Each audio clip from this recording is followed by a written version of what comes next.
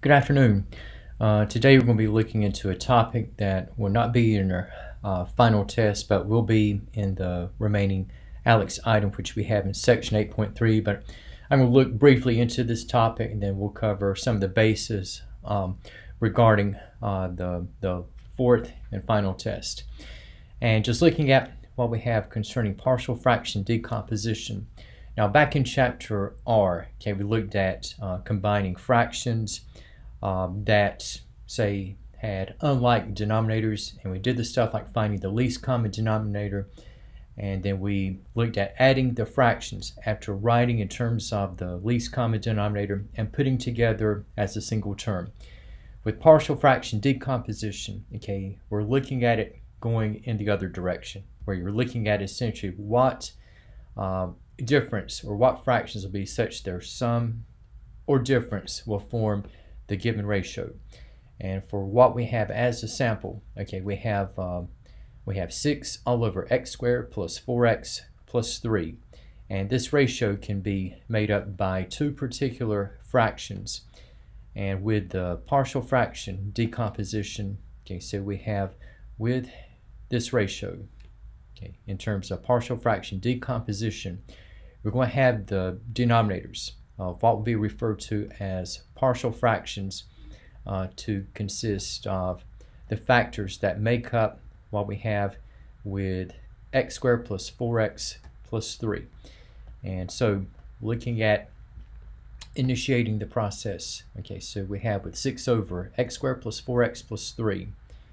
And if I write the trinomial in the denominator in its factored form, so we have for x squared plus 4x plus 3, that'll be factorable to x plus 3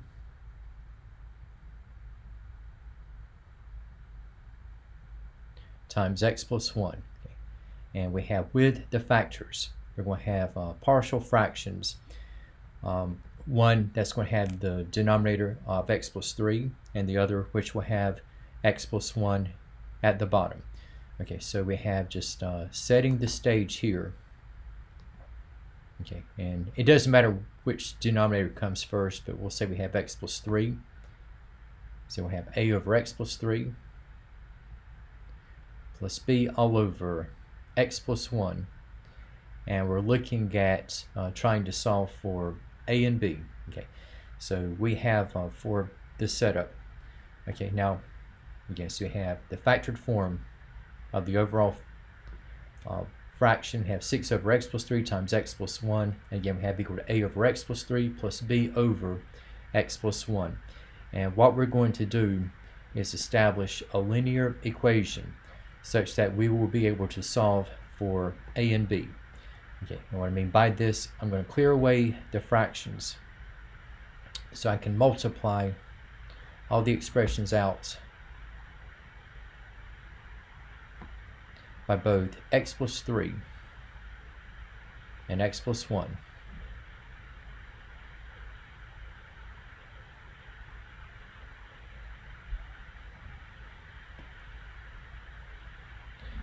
And looking at what we have in the formation. So for what we have now, so you have 6 all over x plus 3 times x plus 1. And if I multiply this ratio by the least common denominator,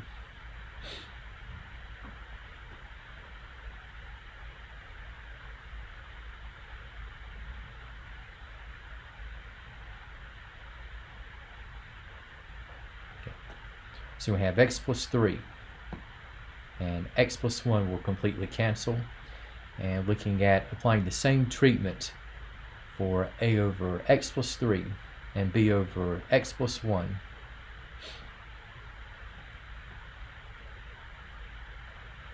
Same with a over x plus 3, again multiplying by both x plus 3 and x plus 1.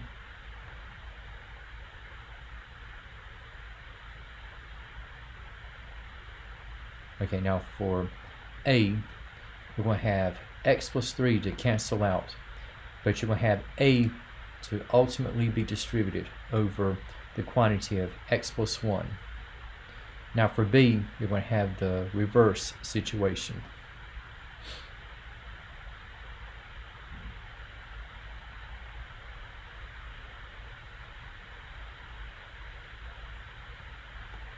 So for what we have here, x plus 1 is going to cancel, and you have x plus 3 to remain. So setting up what we have now, left-hand side, okay, we'll have it 6, and we have is equal to, and we'll have a times the quantity of x plus 1. And as for B, okay, this will be times the quantity of x plus 3.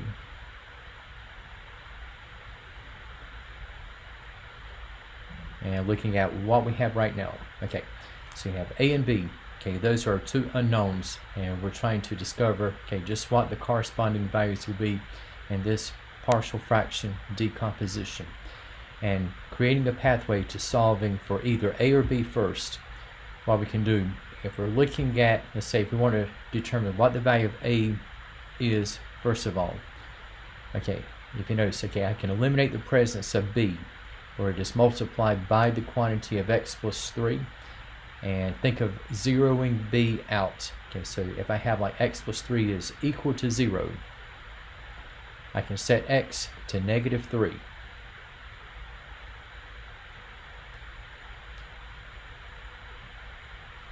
And applying -3 to x in this equation. Okay, so starting out, we have that 6 is equal to a times the quantity of what is going to be -3 plus 1,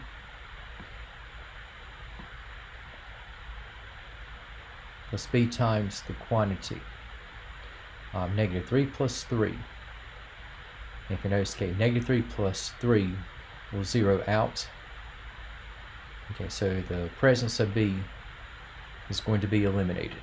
Okay, so we've got the left-hand side is going to be at 6, and we have a times -3 plus 1. -3 plus 1 is going to be at -2.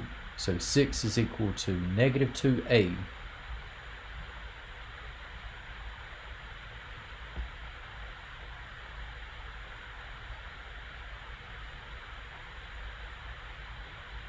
So for what we're going to have in this case, right, so we have 6 over -2 is -3. -2a over -2 is going to be a. And so we're going to have that the value of a is -3.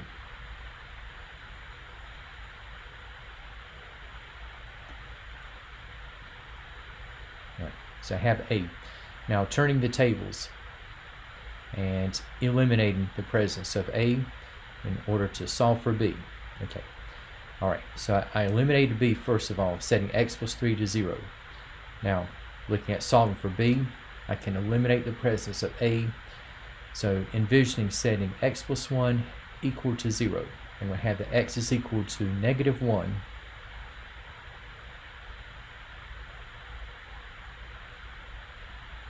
Again, same equation, but -1 is now going to be plugged in for x. So we're going to have that 6 is equal to a times the quantity of -1 plus 1. Again, this is going to be zeroed out.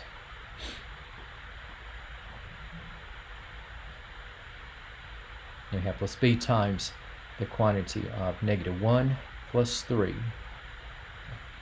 So we have on the left, okay, so we still have 6, and b we have times quantity of -1 plus 3, so this will be 2b. And we have a division by 2.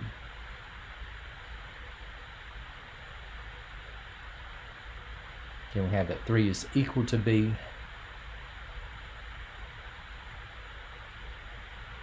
And just switching the order, so declaring the value of b. So we have that b is equal to 3. And just looking at what we're going to have for the partial fractions. Again, so we have a at -3, b at 3. And again, we have with the partial fraction setup. Okay, so we had a over x plus 3 plus b all over x plus 1. And now we have, in the case of filling in terms of the fractions with these factors for individual denominators.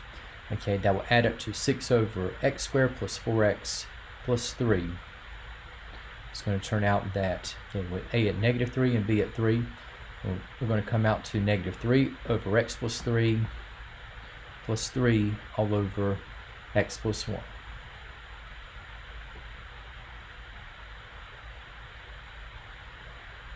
And that will be the result in this case. All right. Now, for what we have as another situation as a ratio whereupon we can perform partial fraction decomposition. Okay, say if I have 5x minus 2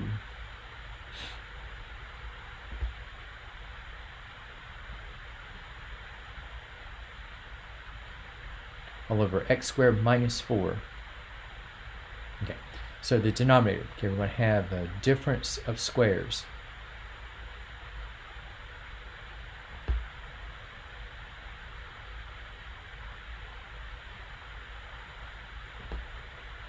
Okay, so we have upon factoring, okay, so 5x minus 2 or x squared minus 4. So this will factor out to x plus 2 and x minus 2. And for the partial fractions, again, whichever denominator comes first, it does not matter. It could be x minus 2 or x plus 2. So we have one numerator over x plus 2 and 1 over x minus 2. And we have in this setup, okay, we're looking at solving for a and b. So I can clear out the fractions, okay, this time multiplying everything out by the factors of x squared minus 4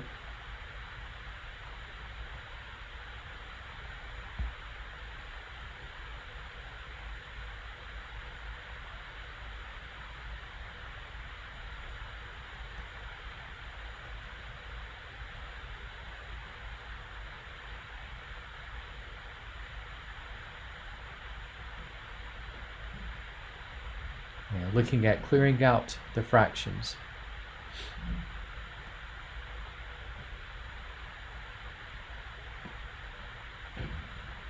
Okay, so first of all, okay, we have the elimination of the denominators.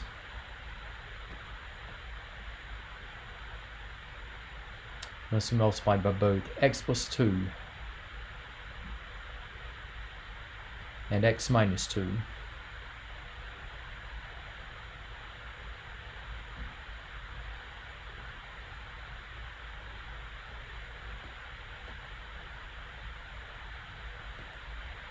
Okay, so I have x plus 2 and x minus 2 to go out. And for what we have on the right hand side, okay, you're going to eliminate one part and multiply by the other.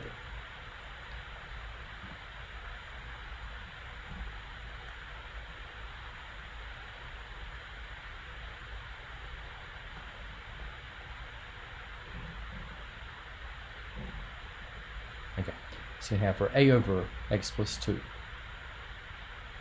Once again, multiplying by the factors.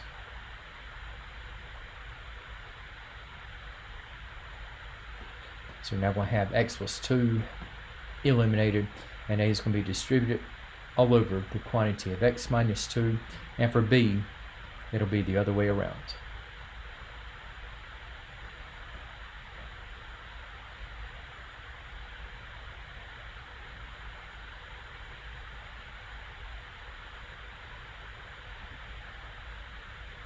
Okay, so I have x minus 2 to go out.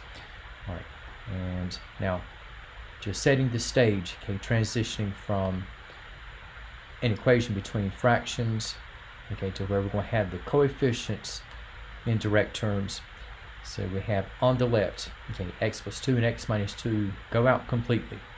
So left hand side, okay, we'll have it 5x minus 2. And for what we have to the right, now for a, Okay, we have x plus 2 to go out, and we have distribution over the quantity of x minus 2. Okay, as for b, okay, which was over x minus 2, okay, x minus 2 cancels out, and we'll have b to be distributed over the quantity of x plus 2. Alright, so we have, just like in the first example, we have two unknowns with a and b, and we can eliminate the presence of one and solve for the other. Okay, say if I were to solve for a first, again, I can eliminate the presence of b if I take the factor alongside it and set to 0. So if I eliminate b, I can find the value of x such that x plus 2 is equal to 0. In this case, we have that x is negative 2.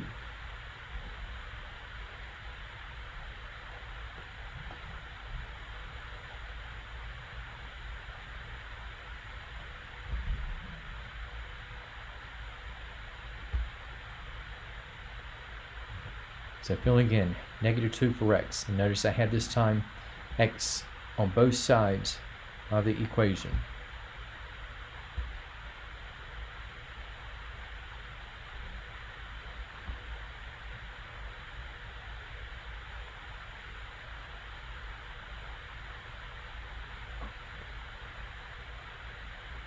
Okay, so b is going to go out, and working with what we have. Okay, so you have 5 times negative 2 is negative 10. Take away 2, and then we have for a, we're going to have negative 2 minus 2 is negative 4.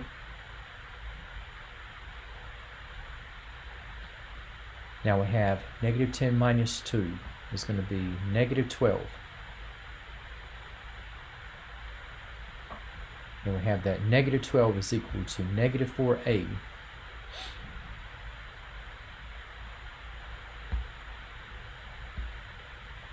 And we have with division by negative 4. Okay, so you have negative 12 over negative 4 is going to be 3. So you got 3 is equal to a. Okay. And conversely, again, we'll have the a is equal to 3. Okay. So you have the solution to a, and then sort of switching places in terms of what to eliminate and what to solve for. Okay, so for solving for b, I can eliminate a and setting x minus 2 to 0, and we'll have that x is equal to 2.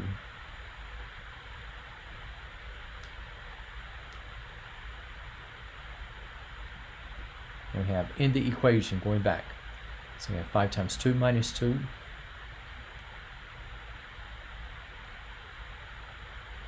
Have is equal to, and we have a times the quantity of 2 minus 2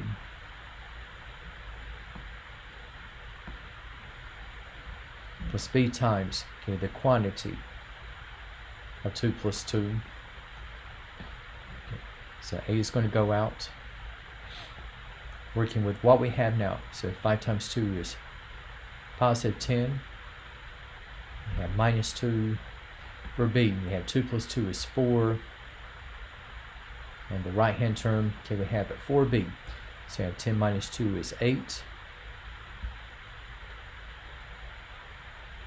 And we have that 8 is equal to 4b.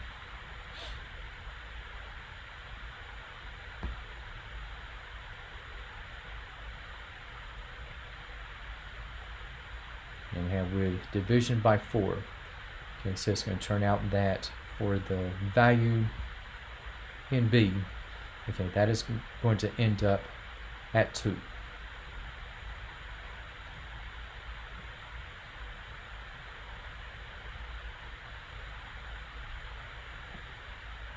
Right. So we have with a at 3 and b at 2.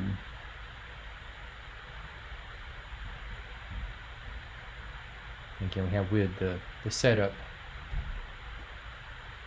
with the partial fractions.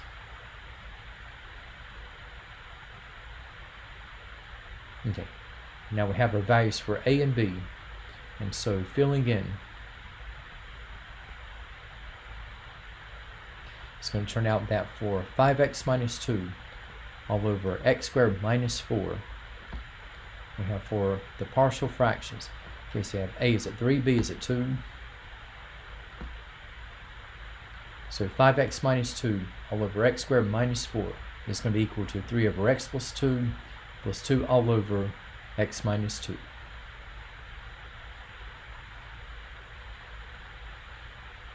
Okay. Now, let's say if there's a situation where we might have more than just two distinct denominators in the partial fraction decomposition. I'll have with this one more case.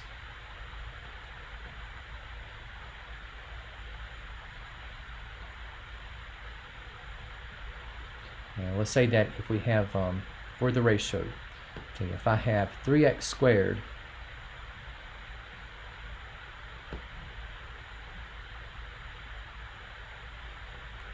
plus 4x plus 2 is all over x cubed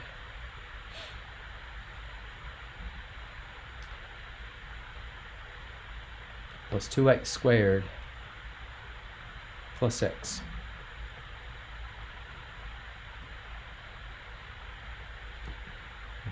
And setting things up, okay, and establishing at least the general case for the partial fractions. Okay, so initiating. Okay, so if you notice in the denominator, okay, so I have the terms of x cubed, 2x squared, and x. So all of these are variable terms.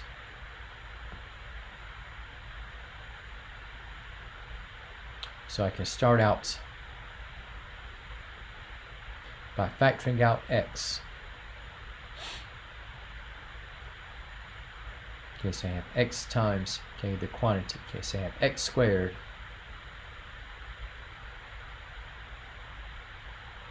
plus 2x plus 1, and with x squared plus 2x plus 1, okay, I can factor this, and this is a case of what we have with the squared trinomial.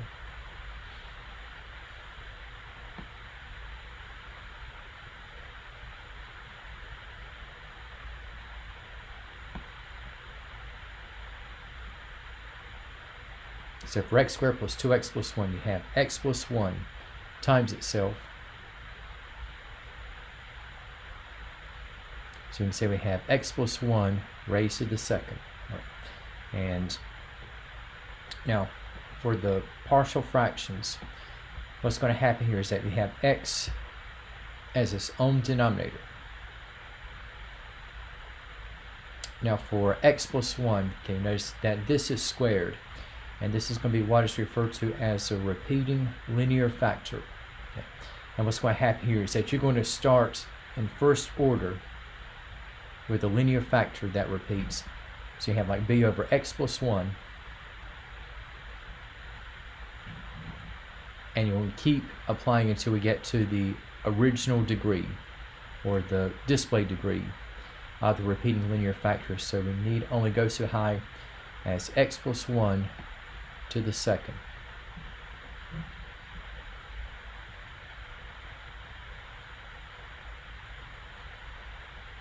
And we pause right here. Okay, so about this case, for the partial fraction decomposition initiating. And now, let me mention, okay, so with that too, okay, we have again what is a case of repeating linear factor.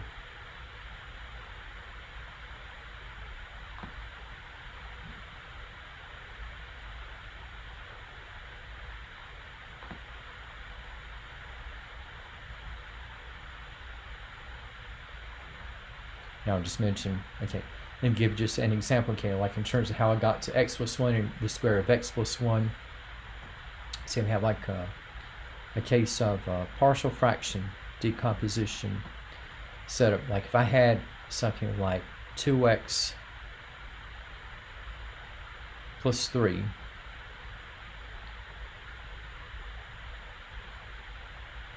and say we have all over x minus 1 to the third.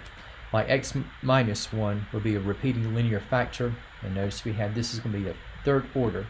So if I had to apply the general case, so we'll start from the first order. So we have a over x minus 1 And we'll progress like for b, we have all over x minus 1 to the second.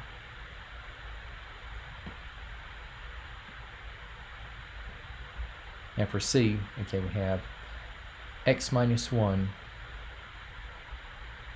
raised to the third. So anytime you have a repeating linear factor, again, you start from the first degree, you just add a fraction to the second, and so on, until you get to the original degree. All right. Now, for what we have for this particular case, and going back,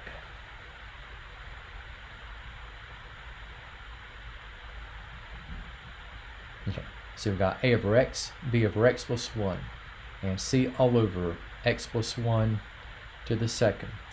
Now, if you notice, okay, we're going to clear out the fractions, and what I'm going to do here is I'm going to multiply everything out by x and the square of x plus 1, which happens to be the least common denominator.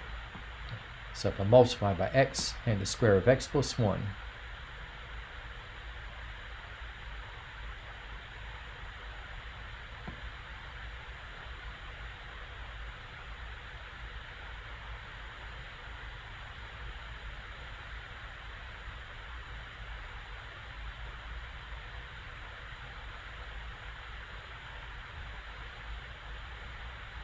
okay, so we have a bit of history to repeat, like in terms of eliminating the denominators. Okay.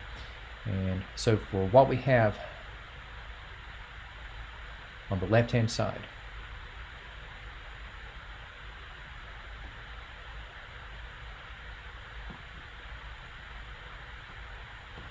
okay, so here for the first ratio,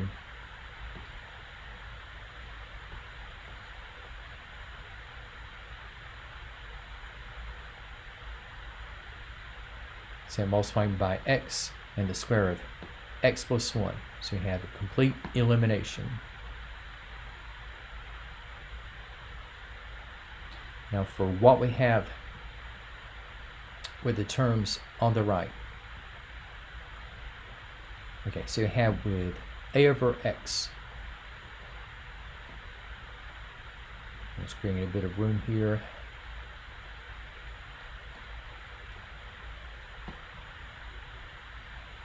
So I have with a over x. Okay, so multiplying this by x.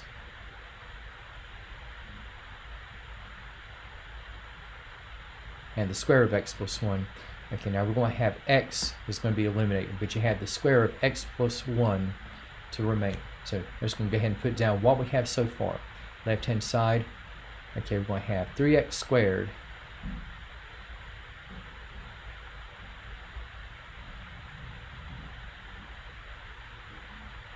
plus 4x plus 1 is equal to, we've got a times the quantity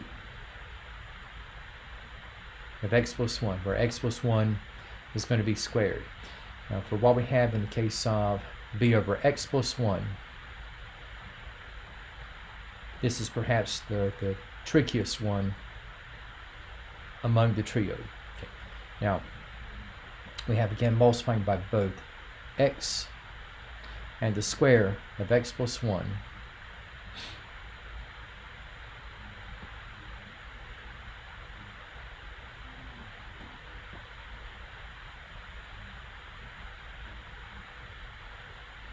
Okay. Now, you notice to have x plus 1 is a first degree, and we're multiplying by x plus 1 of second order. So for what we're going to have here now, x plus 1, the denominator is going to cancel, but we're still going to have an x plus 1 of first order to remain. So we're going to have, in the case of b, we have b times x times the quantity of x plus 1. And then finally for c, over the square of x plus 1. So multiplying by x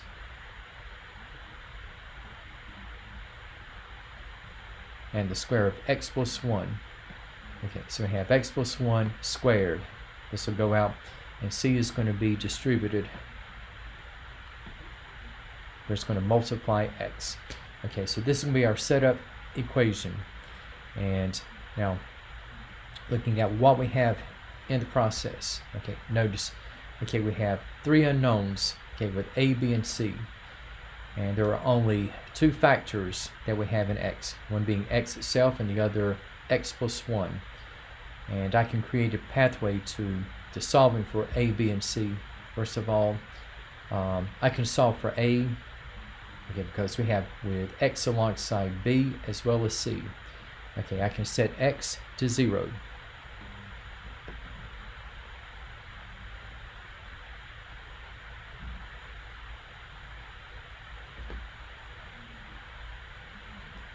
So if I set x to 0, so I have 3 times the square of 0.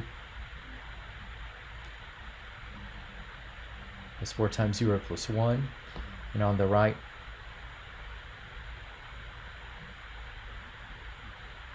just have 0 plus 1 squared. And for the b and the c terms, now we've got b times 0 times 0 plus 1. So already multiplying by 0. Okay, the b term is going to go out. And the same thing is going to happen for c.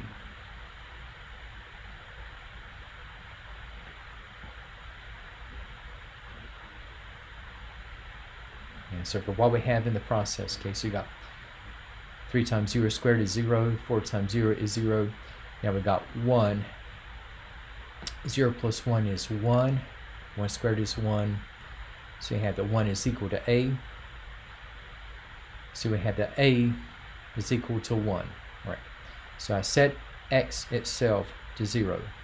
And with the other variable factor at x plus 1, if I set this equal to 0, I'm going to have that x is equal to negative 1.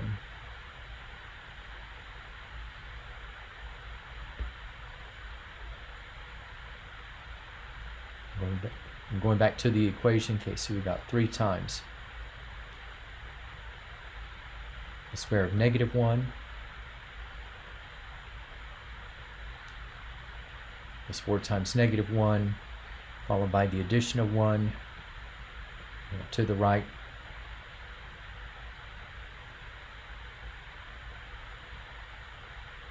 So I have 8 times, okay, the square of negative 1 plus 1, so that is going to go to 0. We've got b times x at negative 1. However, with x plus 1, and with x at negative 1, we've got negative 1 plus 1 also at 0, so b is going to go out. And we have plus c times negative 1. And looking at what we have now, okay, so we got negative 1 squared is going to be 1. So we have 3 times 1. 4 times negative 1 is negative 4. Plus 1. Again, with a and b out of the picture, we got on the right, we have negative c. Yes, let me double check for x.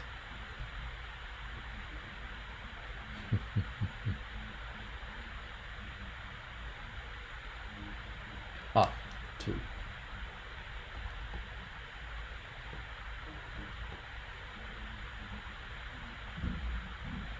That might make a little bit of a difference.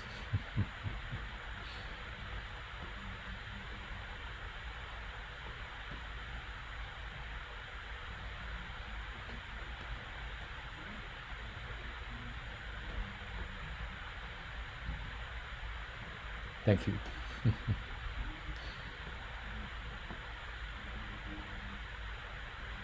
Okay, so we have that a is equal to 2, okay, and just fixing what we have here. There we go. All right. Right hand side is still going to be the same. Okay, so we got negative 1 squared is 1, 3 times 1 is 3, 4 times negative 1 is negative 4, and we got plus 2.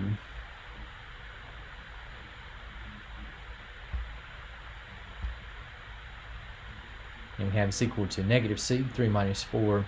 Okay, that is negative 1 plus 2 is positive 1. So the 1 is equal to negative c. and changing the sign at both ends. Okay, so we're going to have that C is equal to -1. All right, so we got A and we got C. Now we need to determine, okay, just what B is. And tell you what, just create a little bit of visual space.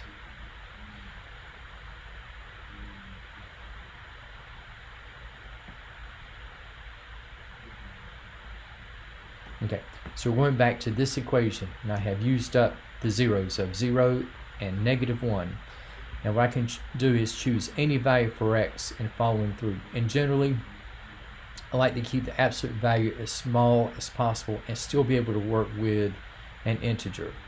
So I'll just choose, let's say for the x value, I'll just have this at x is equal to 1. You can choose any other value that has not already been selected or worked out. Okay, so if I were to choose x is equal to 1,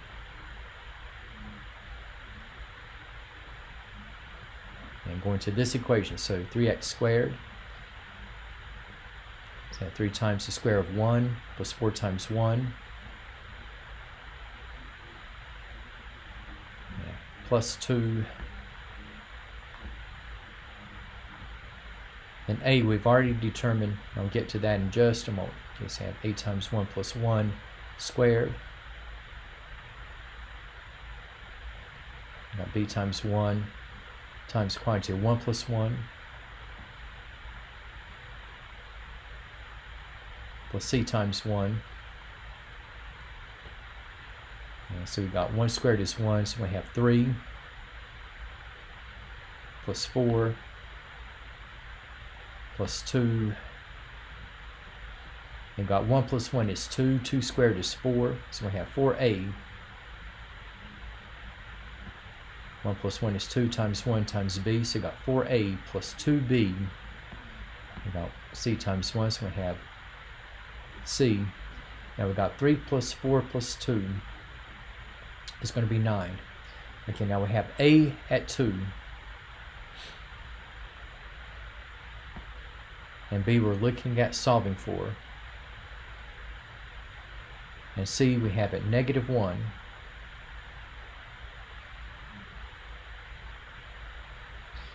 And we're going to have 4 times 2 is 8, take away 1.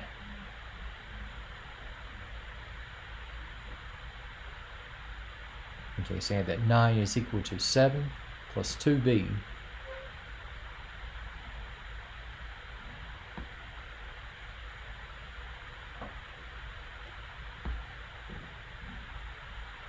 And taking 7 away from both sides. Okay, so we have that 2 is equal to 2b, and with division by 2, okay, we're going to have that the value of b comes out to 1. Okay, quite a bit of work in this one. Okay, so we have a at 2, b at 1, and c at -1.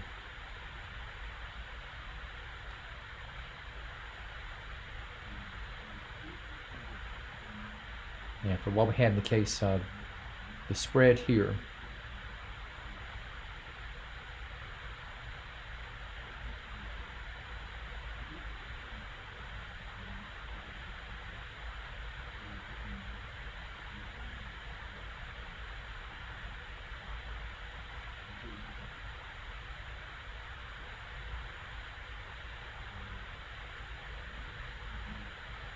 okay, so looking at what we have now, okay, so a is at 2, and b is at 1,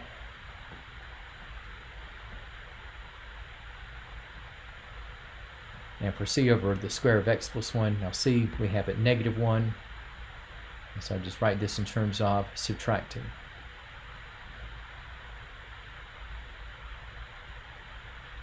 Okay, so we got 2 over x plus 1 over x plus 1 minus 1 all over the square of x plus 1. Okay, so those would be your partial fractions, 2 that are positive and 1 which is negative. Okay, and now, so this is what we have for the case of partial fraction decomposition. and just kind of reverting, okay, to items to be looking for the fourth and last test. Okay, so quite a bit of stuff involving exponents and logarithms, okay, working with both terms as well as equations. And just kind of just some reminders here. Now let's say that if you're looking at, say, with logarithmic terms,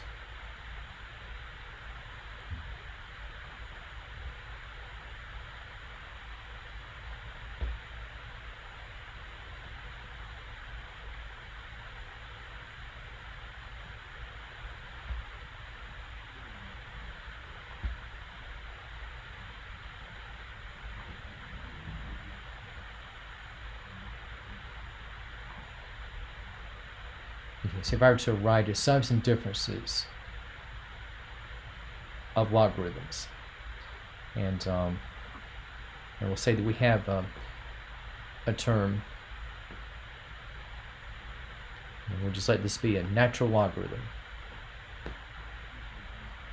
And say if you have a radical, okay, see we have the fourth root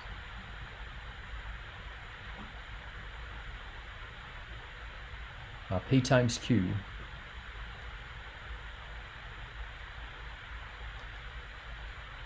all over t to the third times m.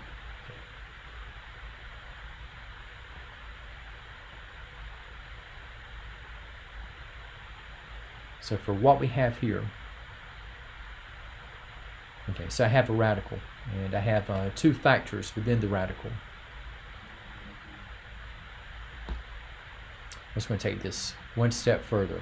Okay, so we got the fourth root of p times q, and if I write as the fourth root as a non-integer exponent, so looking at p times q to the 1/4, you have all over t to the third times m, and then itemizing what I have with p and q raised to the 1/4. Now we've got the same degree in p and q, okay, and so for a product to a power property, okay, so we have each of p and q be raised to the 1/4, so I can write as p to the 1/4 times q to the 1/4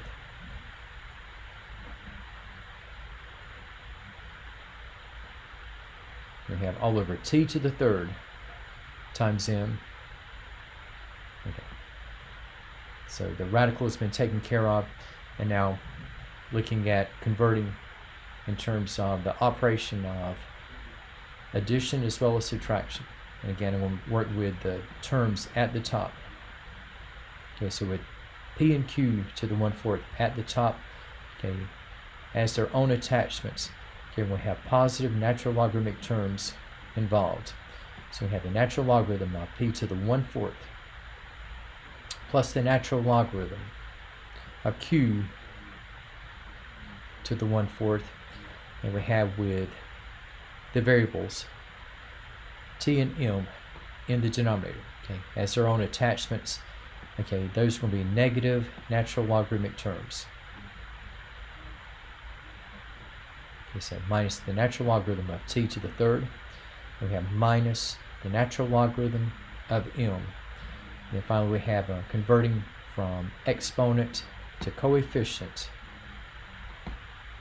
And the conversions will affect the first three terms in the mix. And so we have for the final display, okay, so we're going to have 1/4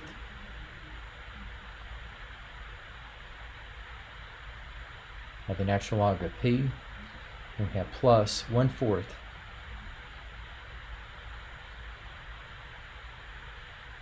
of the natural log of q.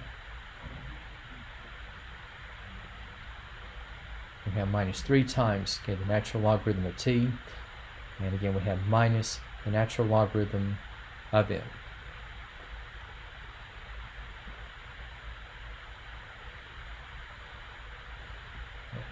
Now, let's say that if you're looking at transitioning, okay, going from expanding to combining.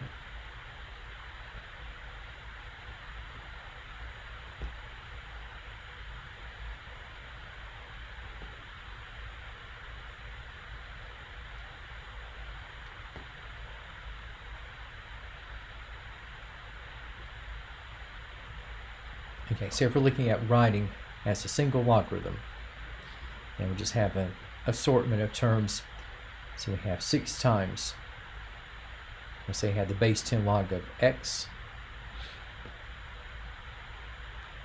minus 1/3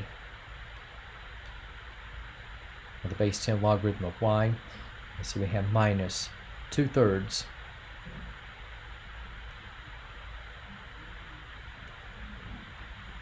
of the base 10 logarithm of z. Okay.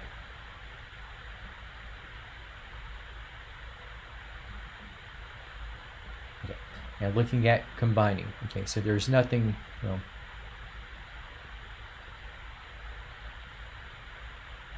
too out of the ordinary, okay, for our logarithmic terms. They all have the same base. Okay, these are base 10 logarithms.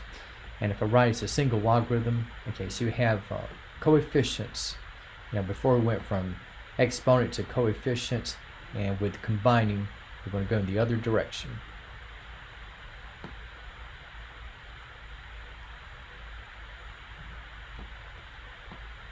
So for 6 times, okay, the base 10 log of x, this will be the base 10 logarithm of x to the 6th, and next we'll have minus the base 10 logarithm of y to the 1/3, and then we'll have minus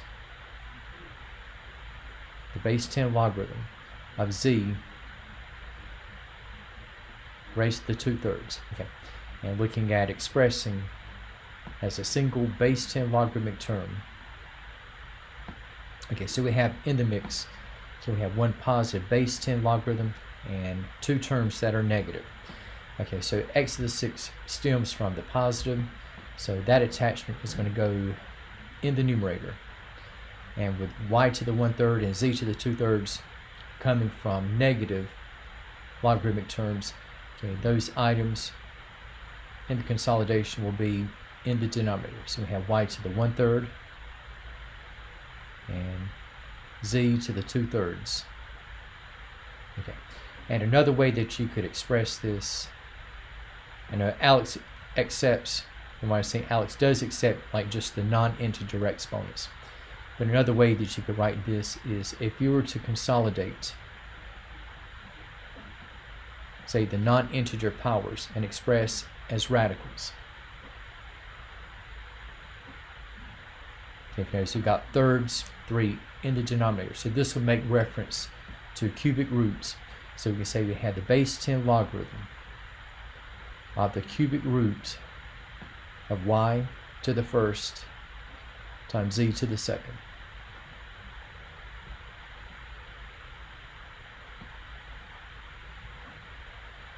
So that would be your answer if you were to have the radical. But again, just the non-integer power display for what we have for y and z, okay, that'll suffice. All right. Now, in the case of what we have for equations,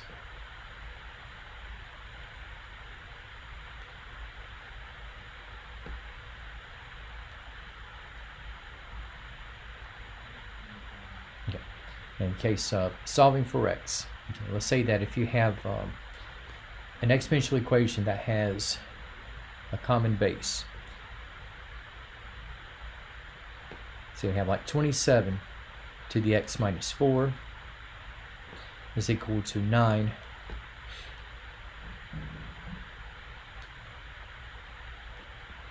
raised to the 2x plus 1 power. Okay, so 27 you have to be a multiple of 9. However, it is not an integer power of 9. So we can sort of do a little bit of backpedaling and say, well, we can express what we have in terms of the base that will multiply itself into both 27 and 9. So the common base here is going to be 3. And so utilizing now the base 3. So 27. This one say we have 3 to the third. This will be to the x minus 4. And for 9 to the 2x plus 1, so with 9 we have 3 squared. We have to the 2x plus 1 power. Okay. And now, after converting in terms of base 3, okay, I had the power property of exponents to apply. Okay, and this is where you had to be careful. And I've seen some make the mistake of utilizing the power property of exponents and just take the inside power and multiply by only the first term from the outside power and have something like 3 to the 3x minus 4, and then have like 3 to the 4x plus 1 power. But 3 is going to multiply everything outside. So we have the power property. You're looking at not just 3 times x, but 3 times all of x minus 4.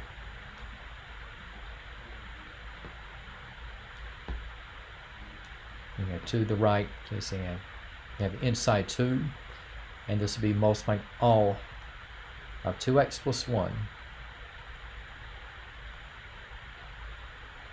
And looking at distributing, okay, so you have 3 times the quantity of x minus 4, so this will be 3x minus 12. And 2 over 2x plus 1, so that's going to be 4x plus 2. Okay, so I have the base conversion and the power property of exponents taken care of, and I have individual terms in base 3, and I can now set the powers equal to each other. Okay, both powers we have in the variable x, and creating the pathway to solving for x. Okay, so we have with like terms on opposite sides.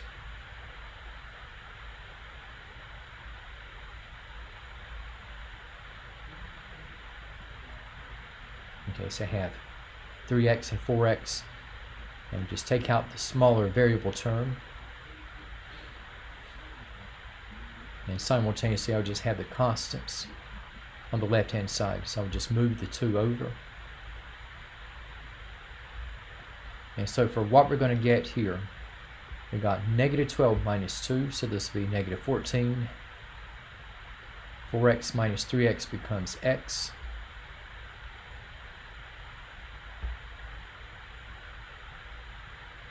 And so we have here that x is equal to negative 14.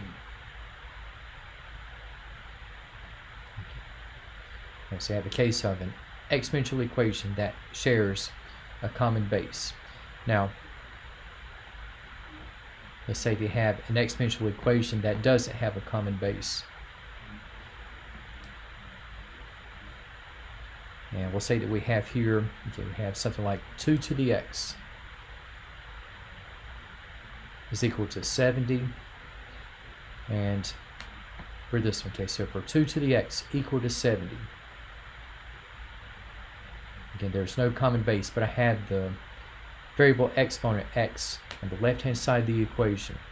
Again, just creating the pathway to expressing the left-hand side in terms of x. Again, I can apply the property, namely the base a log of a to the x is equal to x. Okay, where in this case I have the exponential base is at 2. So here I can apply base 2 logarithms on both sides.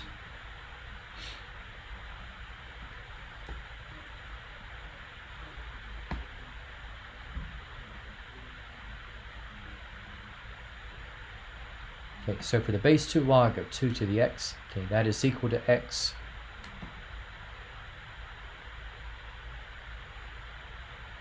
And x is equal to the base 2 logarithm of 70. And we can take the change of base formula. Okay, and I can use either natural or base 10 logarithms. I'll take the natural log on this one.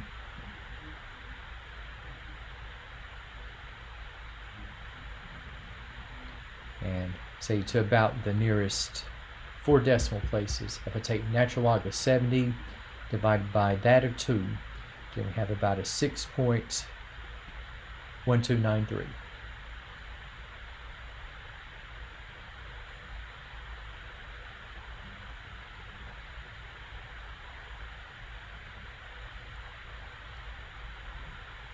All right, now let's say if we have another exponential equation, and we have, let's say, have something like 801 is equal to 23 to the x, followed by the addition of 6.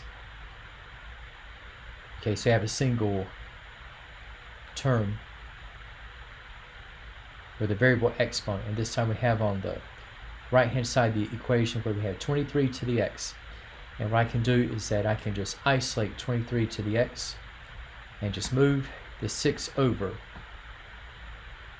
upon subtracting on both sides. Okay, so I have 801 minus 6, so this will be 795.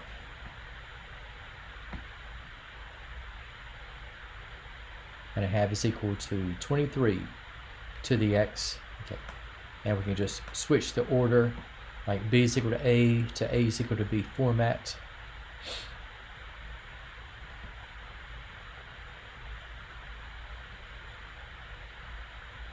So we have for 23 to the x equal to 795. I can apply this property again, taking this time the base 23 log on both sides.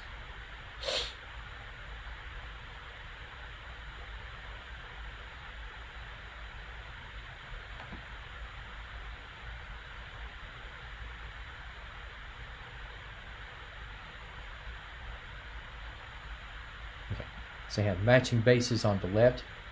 So the left hand side we will have an x. And for the base 3 logarithm, 795. Just go ahead and apply the change of base formula. And I can apply natural logarithms again. I'll just go with base 10.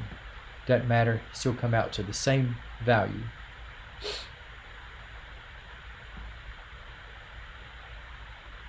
And for the base 10 logarithms, okay, so that of 795 over what we have for 23, we have again to about the nearest, say 4 decimal places again. We have x to be about 2.1299.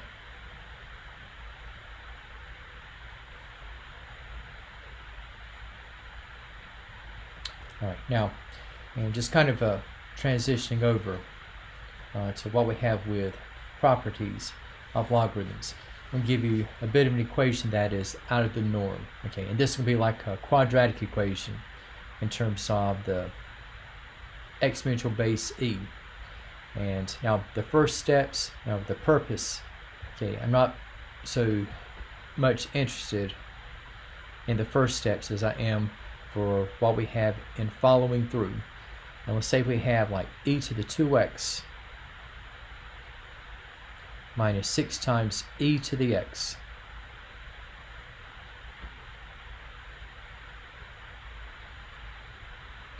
minus 16 is equal to 0. Okay, now for this equation, okay, now this is going to be an equation that is quadratic in form. And this is actually going to be quadratic in e to the x, since e to the 2x is double the degree of e to the x. And I'm just going to mention, okay, so if I have like the square of e to the x, so I'll do it like this.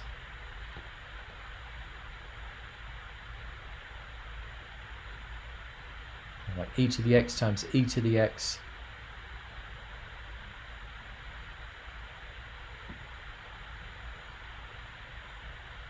So this is going to be e to the 2x. So I just want to mention, okay, so if I factor out e to the 2x, this will be e to the x times itself.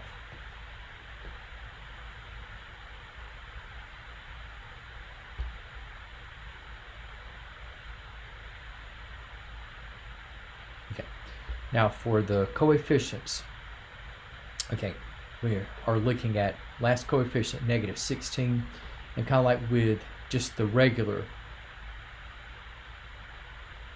trinomials, like in the case like quadratic equations, if I factor out negative 16 into constants with the sum or difference, in this case of minus 6, we have more weight given to the subtraction than to the addition.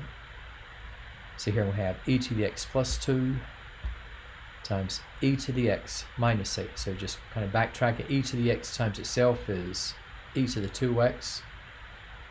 Outside product we have negative 8e to the x. Inside we have a plus 2e to the x. So this will be a minus 6 times e to the x. And again, the last product we're going to have at minus 16. This particular part I'm not interested in, but where we have the zero product property stage to come in, this is going to provide some focal points of interest.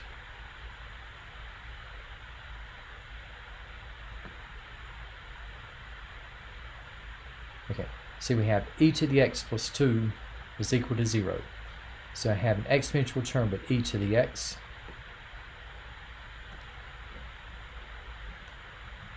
And if I isolate this away from 2, so you have taking 2 away from both sides, I'm going to have that e to the x is equal to negative 2.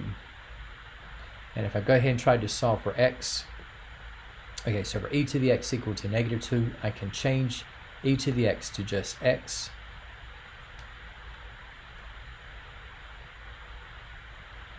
So I can have the base e logarithm of e to the x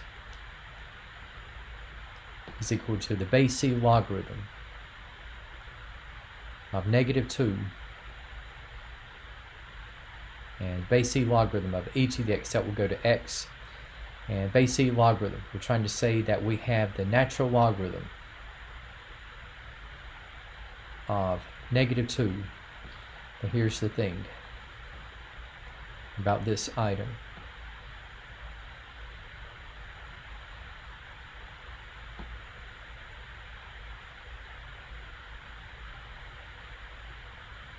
The attachment must be positive. And here we have a negative.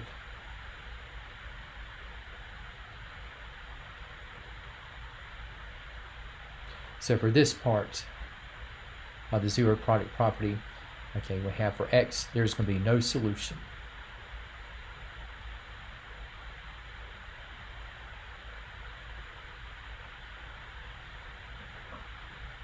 And for what we have in the case of the other portion of the zero product property, so we have for e to the x plus 2 is equal to 0, this fails to generate a solution. Now for e to the x minus 8 is equal to 0.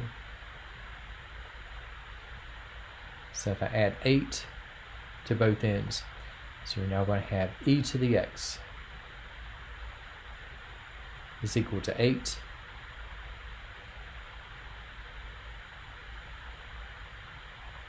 I can apply base e logarithms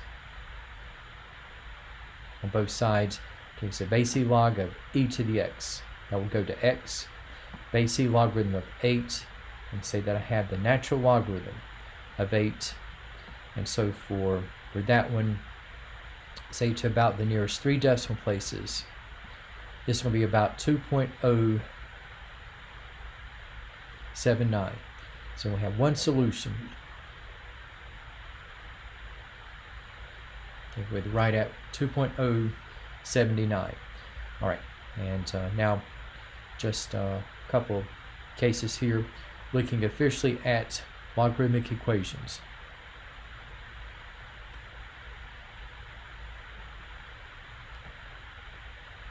And we'll say we have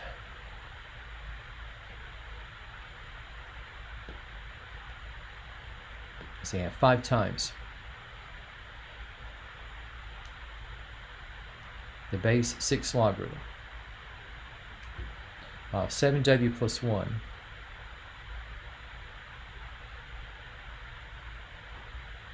let's say followed by the addition of 3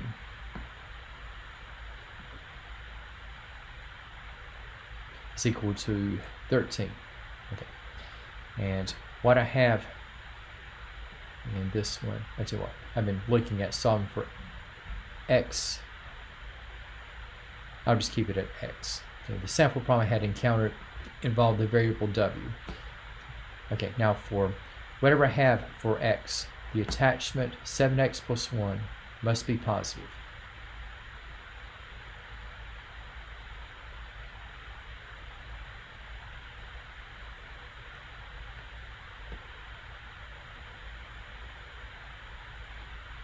Okay, so I have 5 times the base 6 logarithm. 7x plus 1 plus 3 is equal to 13.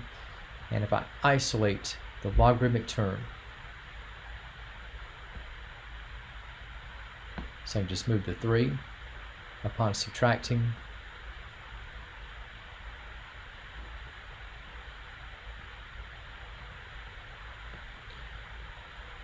So here I'm going to have 5 times the base 6 logarithm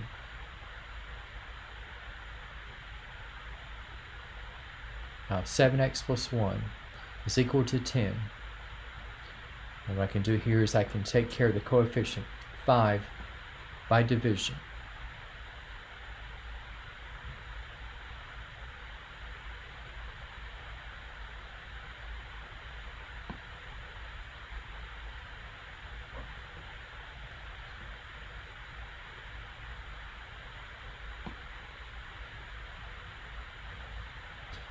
We have upon dividing by 5.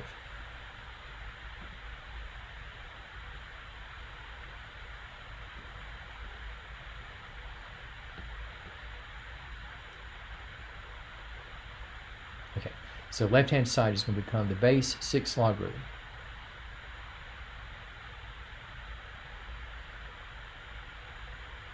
of 7x plus 1. And we have 10 over 5. Okay, so that is going to be at 2.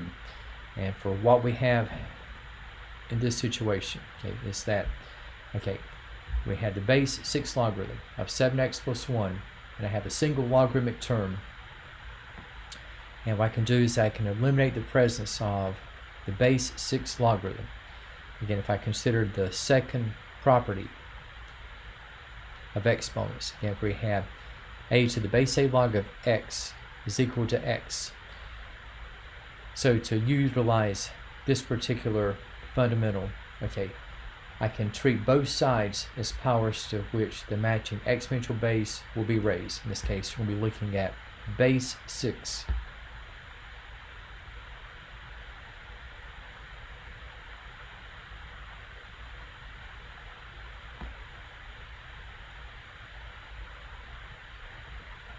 So the left-hand side, okay, the 6's will take care of each other. So we have 7x plus 1 is equal to, and 6 squared is going to be at 36. And we have with the two-step linear equation, if I take 1 away from both sides, we have 7x is on the left, and 36 minus 1 is going to be 35. And we have with division by 7, we're going to have x is equal to 5 as our only potential solution. And going back, okay, so 7x plus 1 must be positive for whatever I have assigned for x. So with x at 5, 7 times 5 is 35. 35 plus 1 is 36. 36 is positive, and so 5 is going to check out.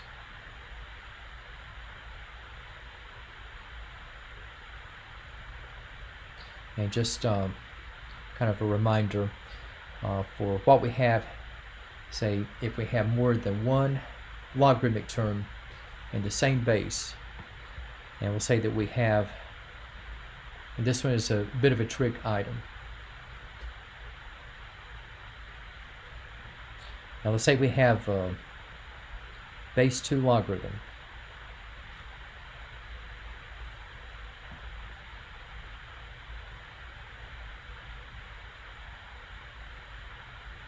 Okay, the base 2 log of x minus 3 is equal to, and we'll say we have the negative of the base 2 logarithm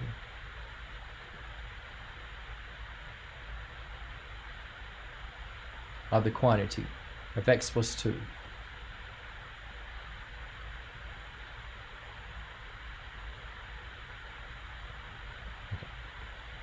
So we have with our logarithmic terms. Okay, so whatever we have for x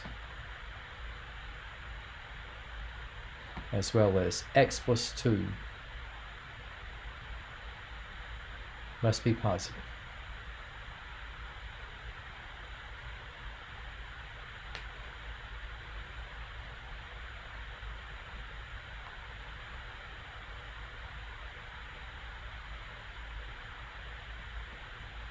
And if you notice, okay, we have logarithmic terms on opposite sides, and if I had just logarithmic terms on both sides, I could almost set the attachments equal to each other. But I got that minus 3, which is not attached to any logarithmic base. Okay, so I have to kind of work around this. Okay, and what I can do in the mix is just combine the logarithms and separate the 3 apart from the terms.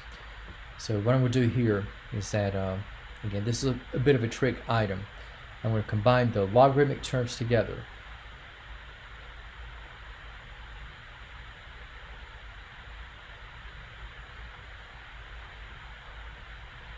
I can do this by adding the base 2 logarithm of the quantity of x plus 2, and I can simultaneously add 3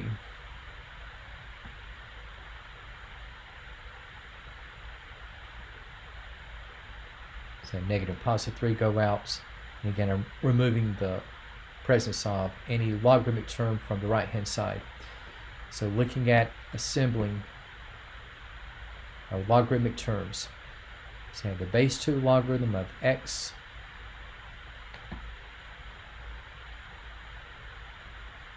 plus the base 2 logarithm of x plus 2 is equal to 3. All right. So we're in a scenario, okay, whereupon we have the sum of logarithms in the same base. And again, I can consolidate as a single term. Again, addition is going to imply multiplication. So in consolidating, I can say that I have the base 2 logarithm of x times the quantity of x plus 2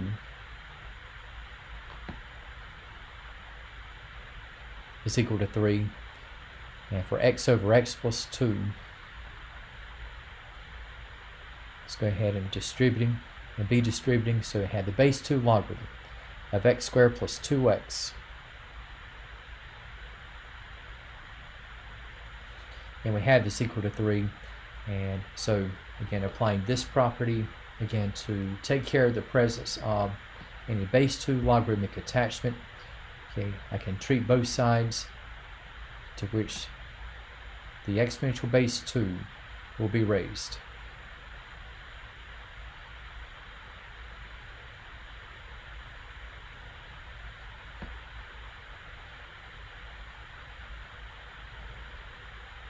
So for what I have on the left, okay, so this will be x squared plus 2x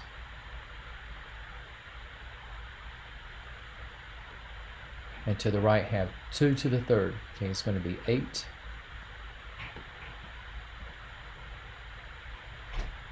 So I have a quadratic equation. If I put this into standard form,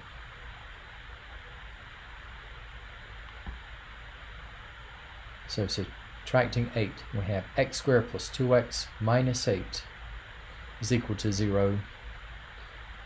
And now looking at factoring,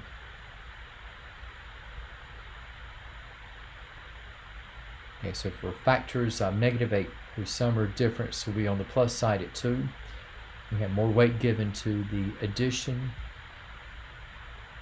than to the subtraction. So for what we have here, applying the zero product property,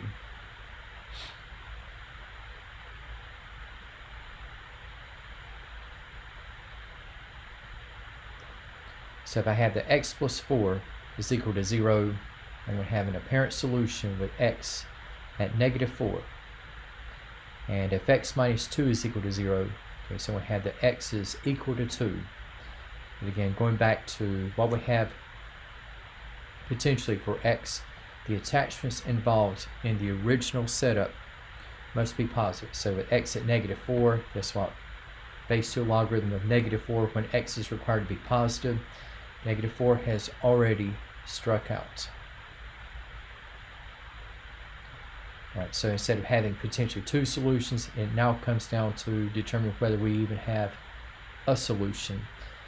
Okay, so with everything riding on 2, now the base 2 logarithm of 2 is positive. To the right, we have the attachment 2 plus 2, 4, also positive. So 2 is going to check out